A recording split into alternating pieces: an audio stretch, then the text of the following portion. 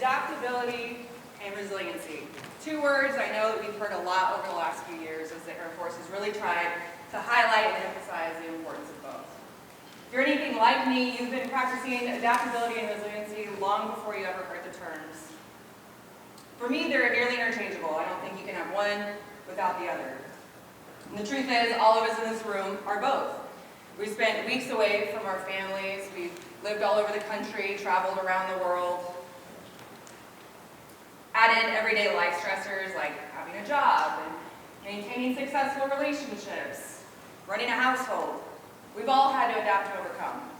So I'm not going to sit here or stand here and tell you that I'm any more qualified to speak to you about how a resilient and adaptable mindset is important for our airmen, our organization, and ourselves. But what I can do is share with you some things I've learned through my own journey. My name is Victoria Baldwin. I'm a technical sergeant here at Travis Air Force Base. Like many of you in this room, or some of you in this room, my past has been riddled with hardship and difficulty. But if I had to pick one moment that stands out among the rest, it would begin in 2017. At the time, I was a staff sergeant stationed at Joint Base Elmendorf-Richardson in Alaska, a place that I had actually spent time as a kid and always hoped to return to. I just bought a house, and as a kid that grew up on food stamps and public assistance, homeowner was a dream I never thought would become a reality. And to top it off, my supervisor had just told me that I was one of 2 people selected for the top promotion statement in the unit. It felt like my hard work and sacrifice, dedication to the mission was being recognized and rewarded. And I thought life was pretty sweet, and it couldn't get any better than this. I was on top of the world, until I wasn't. April 4th of 2017, I was at work and I got a phone call from my stepmother. I answered, and the first thing she said was, "Are you sitting down?" I thought, kind of a weird way to start a conversation. Maybe she's trying to be funny. So I sarcastically answered, "Yeah, are you?" At first all I heard was silence. And then she said, "Your brother is being airlifted to a hospital, and your father's been arrested." When I tell you that the ground fell from underneath my feet and the air just escaped my lungs, I couldn't get any breath in. The next few hours were a blur as I called the hospital repeatedly, begging for an update, and was told over and over again they couldn't share any information with me. In the meantime, I packed a bag and my first sergeant bought me a plane ticket home, and barely 36 hours later I was landing in a Chicago airport and opened my phone to a voicemail that said, "Hey Tori, go ahead and give us a call when you get this." And I knew. I was one layover away from my family, and I was too late to say goodbye because on April 6, 2017, Gabriel James Baldwin, my 5-year-old brother, succumbed to injuries inflicted at the hands of our father. Our father was later charged with and convicted of murder. And my life has never been the same. But despite that, I stand before you nearly 6 years removed from the greatest tragedy I never imagined having to survive. And my family, somehow we've done more than survive. We've managed to thrive. We've navigated a loss that we were never prepared for and never saw coming, and somehow we've grown in spite of it. And I've learned a lot along the way, and I want to share with you 3 things that I've learned, 3 things that I think can be applied to nearly any challenging situation that you might encounter. And I call them the 3 S's. Sit in the suck, seek connection, and make it mean something. And yes, I know the S is on the end of that last one, but work with me. So first, sit in the suck. Oftentimes I think we try to talk ourselves out of feeling disappointed or let down. We tell ourselves, other people have it worse, you should be grateful for what you have. And we tell one another, look on the bright side, try to find the silver lining. One door closed is another door opened. Or, my least favorite, everything happens for a reason. I know that these things come from a good place and they're meant to be helpful and supportive and encouraging, but in navigating my loss, I came to understand and cherish the value of allowing myself the space to be angry, to feel let down, disappointed, confused, wonder what this means for my future, and question everything that I thought I knew. I learned that stifling those emotions actually prolonged my suffering and delayed my progress. When I lost my brother, I wrote letters to the first responders that had tried to save his life. This was a way for me to express my gratitude and start to assign some words to the emotions that just swirled in my mind. But after I expressed my gratitude, I expressed what I can only describe as rage, and I wrote letters to the people that I felt let me down, let my family down. Some of these letters I sent and some I didn't, but doing this forced me to face the uncomfortable feelings, the pain, anger, resentment, confusion. Emotions that we often describe as negative, but I learned are actually necessary to work through in order to reach peace. Doing this was challenging in ways that are hard to describe even now, but facing those tough emotions is what allowed me to move forward. It turns out that the cure for my pain was in the pain. So when you encounter challenging moments, I encourage you to give yourself a little bit of space to sit in the suck. But it's so important to make sure that you don't get stuck there. So make sure that you seek connection. Talk to people, your friends, your family, a mentor, an unbiased third party, or even a biased one that knows you and cares for you but still manages to see a perspective that you don't. And remember that it's not about who has the biggest roadblock or who is the most stressed out, because trials and tribulations are not equally distributed. But sometimes when you share what it is that you've been dealing with, you might come to realize you're not as alone as you thought. For me, Connection was a weekly veterans group, a melting pot of different experiences, different stories of survival, and some of the wildest age gaps you've seen in one room. But we had a common thread of military service. It was like a silent understanding that although our experiences were different, we were there, ready to move towards healing together. We met once a week for an hour and a half, and we talked about anything and everything we felt comfortable with. Things we struggled with, things we succeeded at, but if you had nothing to say, that was okay too. Sometimes showing up said everything that words couldn't. After Gabriel passed away, I admit that more than once when I showed up to this weekly meeting, I took up the entire hour and a half. I wept about my inability to move forward and how my life felt frozen in time while everyone else seemed to move on like nothing happened. And I wondered if I was weak or if something was wrong with me, because why else would I hurt so much and for so long?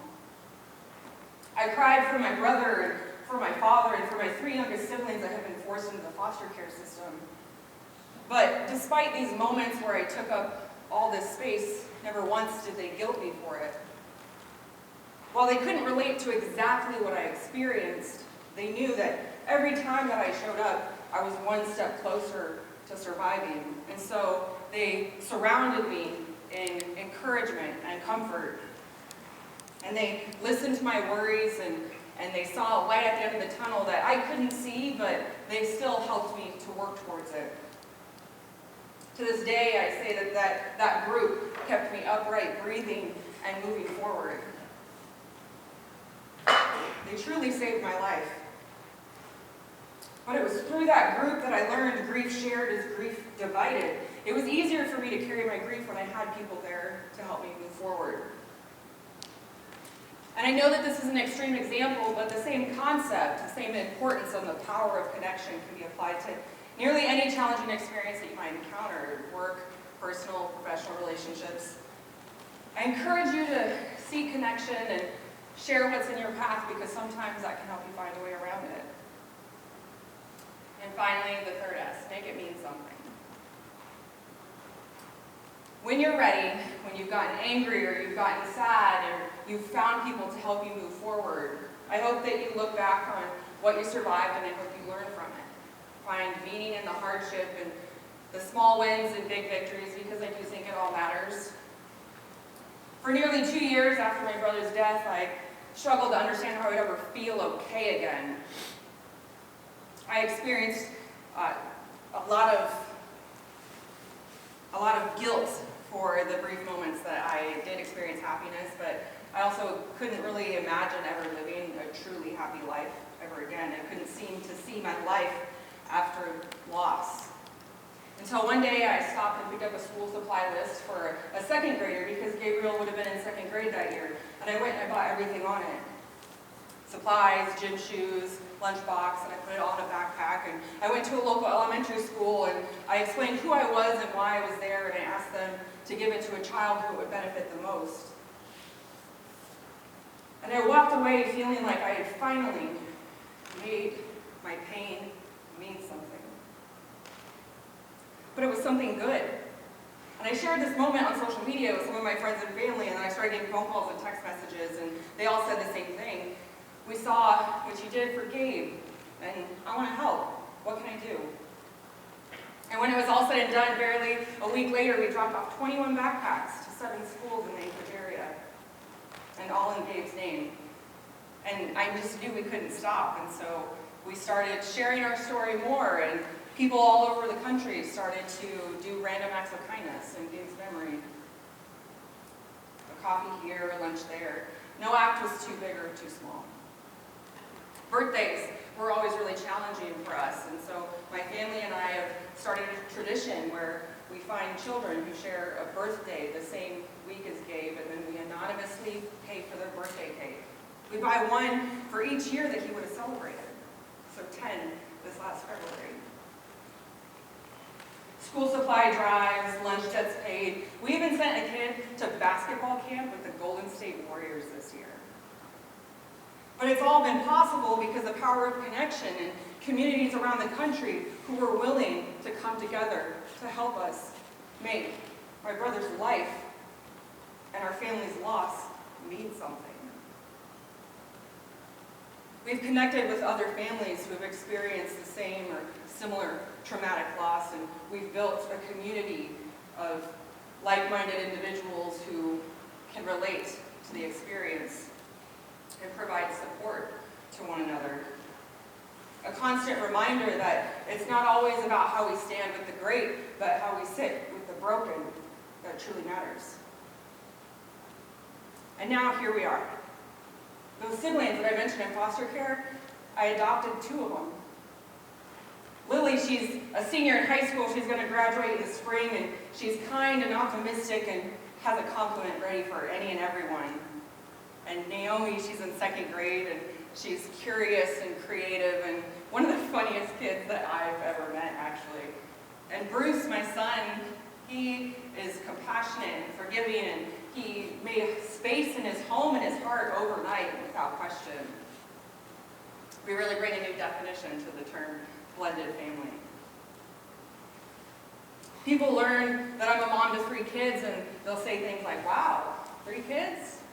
On your own? But the truth is, I'm not on my own, and I actually never have been.